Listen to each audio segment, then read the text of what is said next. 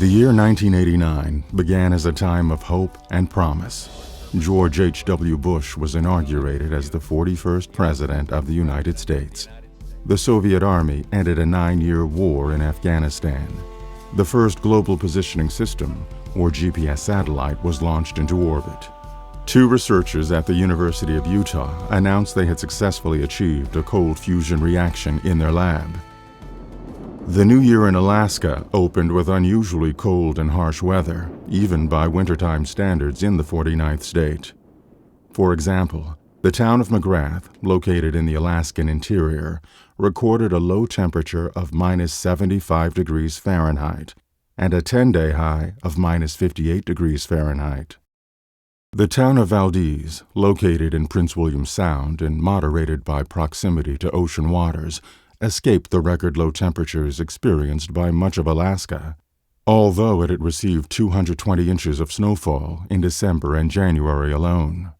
Over 2 feet of snow remained on the ground on the first day of spring, but the temperature was a relatively mild 43 degrees.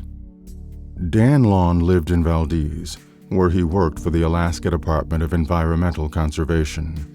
Lawn's job was to inspect facility and shipping operations at the terminus of the 800-mile Trans-Alaska Pipeline for the state of Alaska.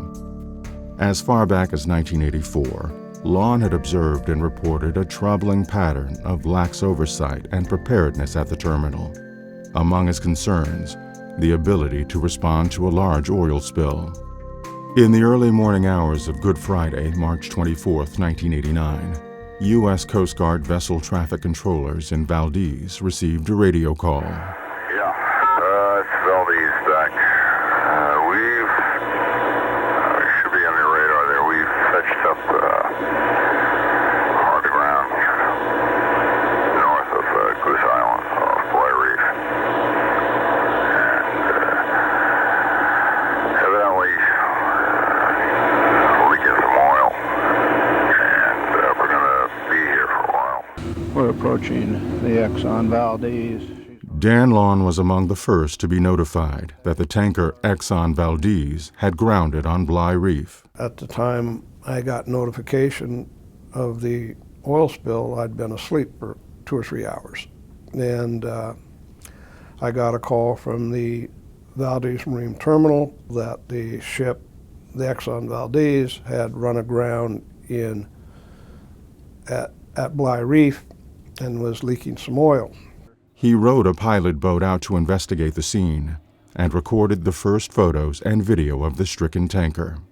Arriving on the bridge of the tanker, only a few hours after Captain Joseph Hazelwood's radio call to the Coast Guard Vessel Traffic Control Center, Dan Lawn documented the initial attempts to calculate how much oil had been lost to that point.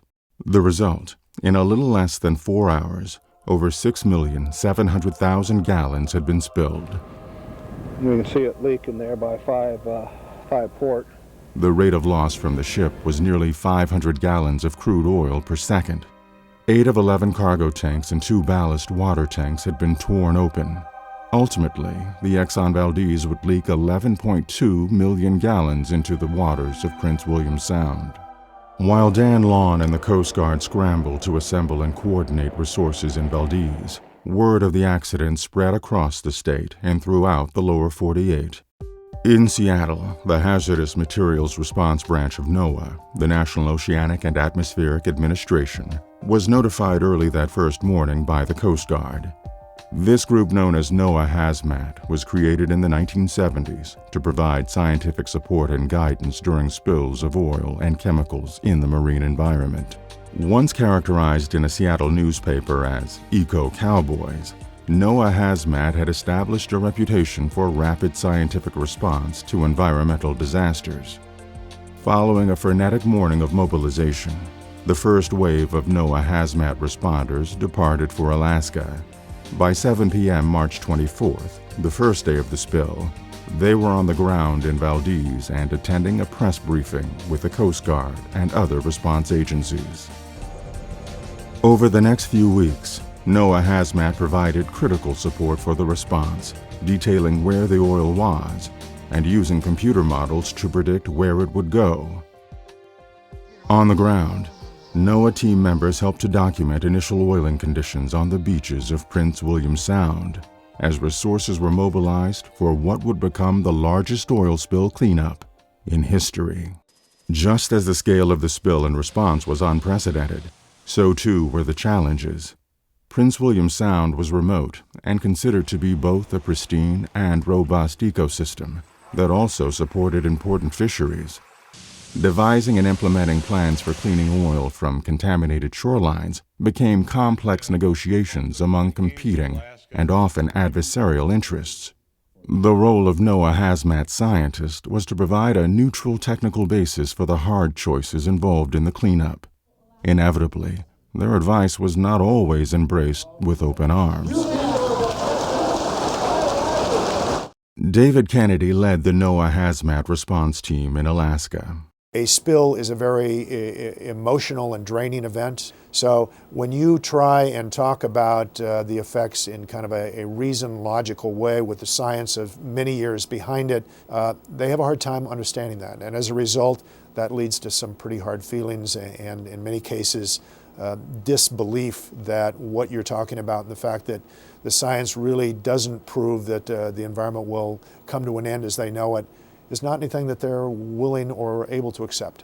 As the weeks and months wore on in 1989, the oil on the shoreline weathered and became increasingly difficult to clean up. As a result, more aggressive techniques were developed and deployed. The use of high-pressure hot water to blast oil from the shoreline became more common. David Kennedy became concerned. Basically, the beach was being sterilized. I had been working in oil spills for many, many years and had seen a number of examples of where a beach was oiled, and even with a heavy oiling, there were still many things alive on the beach. And as the recovery progressed and some of the oil was removed, those things that were alive on the beach and stayed alive were part of the recolonization of the beach. So as I watched the aggressive steam cleaning taking place and realized that the beaches were being sterilized, I was very concerned that there would be no populations of any kind left on those beaches that would begin that recovery process after the oil was removed. Dr. Jacqueline Michelle was a key part of the NOAA science team working in Alaska. Trained as a geomorphologist specializing in coastal processes and the behavior of oil on different shorelines, she had studied scores of oil spills worldwide by the time the Exxon Valdez grounding had occurred. But even with this background of experience, she was surprised by the scale of this spill and the disarray of the initial response. It was total chaos, as always is the case. People were just trying to get set up in space. We're just even something like power for computers or desktop space for laying maps out or phone. I think we felt lucky we got one phone so we could communicate with the outside world. So it was a lot of chaos, but a lot of folks came who had been doing spill response for a while, and so we just started around doing our job. But essentially, there was so much oil, the focus was on water recovery, and then we started gearing up for shoreline cleanup decision making. Because of her expertise in oil spill fate and effects, Michelle dealt with many of the complex scientific issues that arose. For example, some working on the response felt that seasonal storms at the end of the first year would remove much of the oil from the beaches. So Jackie Michelle monitored shoreline conditions through the winter. Dave Kennedy's concern about the effects of aggressive shoreline cleanup and Jackie Michelle's finding that oil had persisted on the beaches after the first winter led to a more comprehensive NOAA program to document the physical and biological consequences of both oil and cleanup. This new long-term monitoring program integrated oil fate monitoring with biological effects and chemistry studies. For the next decade, NOAA tracked the recovery process in Prince William Sound. Initial findings indicated that the high-pressure hot water treatment on the beaches did indeed result in more biological damage than oil alone, and this conclusion attracted a great deal of attention. Good evening. Cleanup operations to limit environmental damage from the Exxon Valdez oil spill in Alaska may have made it worse. Powerful jets of hot seawater sprayed on at least 200 miles of fouled Alaskan shoreline. But the technique may have done more environmental harm than good. That, at least, is the finding of NOAA, the National Oceanic and Atmospheric Administration, a leading agency in the cleanup effort. Over the longer term, however, the monitoring revealed that most plants and animals on oiled beaches, such as seaweeds, barnacles, and snails, recovered after around 4 years. But ongoing studies have shown that pockets of oil remain on some beaches, persisting far longer than many had expected. Continuing research aims to determine just how harmful this old oil might prove to be. NOAA Hazmat used the results of its studies to improve the guidance it provides during oil spill responses.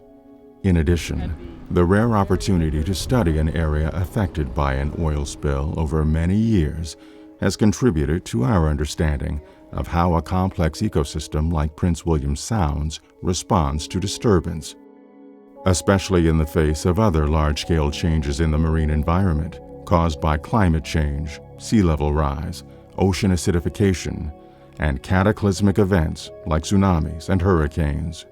Even without major disturbances, the natural environment of Prince William Sound changes rapidly and constantly. In 1990, NOAA ecologist Alan Mearns began photographing the face of a single boulder, later dubbed by his colleagues as Mearns Rock. He has returned to the same place to repeat the same photograph of Mearns Rock year after year for 2 decades, building a series of rocky portraits, much as a parent keeps an album of a child's school photos.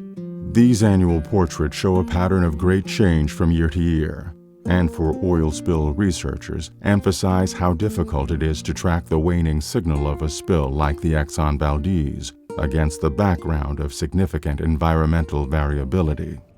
In addition to contributing to the science and changing the methods of how we respond to oil spills and how we view recovery from spills and cleanup, the Exxon Valdez fundamentally altered the legal framework surrounding oil spills in the United States.